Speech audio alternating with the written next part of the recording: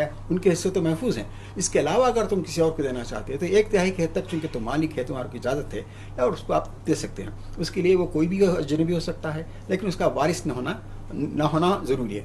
اب اس میں ایک استثنائی ایکسیپشن صورت یہ ہے کہ اگر وارث کے حق میں اگر آپ وصیت کرنا چاہ رہے ہیں, کچھ مجبوری ہے, کچھ ایسے ہے, تو وہ 1/3 کی حد تک کا وصیت کریں, بشرطے کہ جو دیگر ورثہ ہیں وہ سب کے سب اس پہ راضی ہو جائیں. اگر سب کی رضامندی ہے تو سب ورثہ کسی کو بھی نہ چھوڑ سکتے ہیں. سب ورثہ کی رضامندی کے ساتھ اگر صاحب جائیداد کسی وارث کے حق میں, فرض کیجئے کہ 3-4 بچے اچھے ویل سیٹل ہیں, ایک آدھ بچہ بہت کمزور ہیں, ان سے بولتا ہے بھائی آپ سب لوگ سیٹل ہیں, چھوٹے کے لیے یا حفاظت کی ضرورت ہے, یا بچی ہے اس کی شادی کے لیے حفاظت کی ضرورت ہے, میں اپنی زندگی میں اپنی اطمینان کی چاہتا ہوں کہ کچھ اس کو وصیت کرتا ہوں جس طرح کا, تو اس کے سب راضی اگر ہو جاتے ہیں تو دوسرے ورثاء کی مرضی کے ساتھ کسی وارث کے حق میں وصیت کی جا سکتی ہے, 1/3 سے زیادہ بھی کی جا سکتی ہے.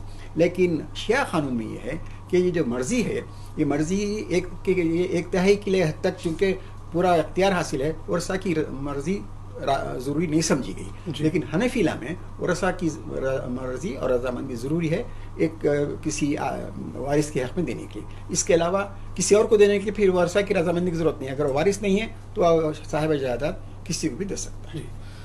دوستو, آج ہم گفتگو کر رہے ہیں وصیت and Hiba under Muslim personal لا, یعنی مسلم پرسنل لا کے تحت وصیت اور ہبہ. آپ اس پروگرام کے دوران ہمیں کال بھی کر سکتے ہیں. ہمارے فون نمبر ہیں 04066660058 اور ایک نمبر ہے 04066660059.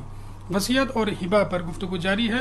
میں نے سوال کیا تھا کہ وصیت کس کے حق میں کی جا سکتی ہے اور کس حق میں نہیں کی جا سکتی ہے. تو ورثاء کے حق میں وصیت نہیں کی جا سکتی, اور اگر کرتے بھی ہیں تو 1/3 وصیت اگر کی جا سکتی ہے ورثاء کے حق میں بھی, لیکن بشرط یہ ہے کہ دوسرے ورثاء پھر اس پر راضی ہوں, تبھی اس وصیت کو امپلیمنٹ کیا جا سکتا ہے.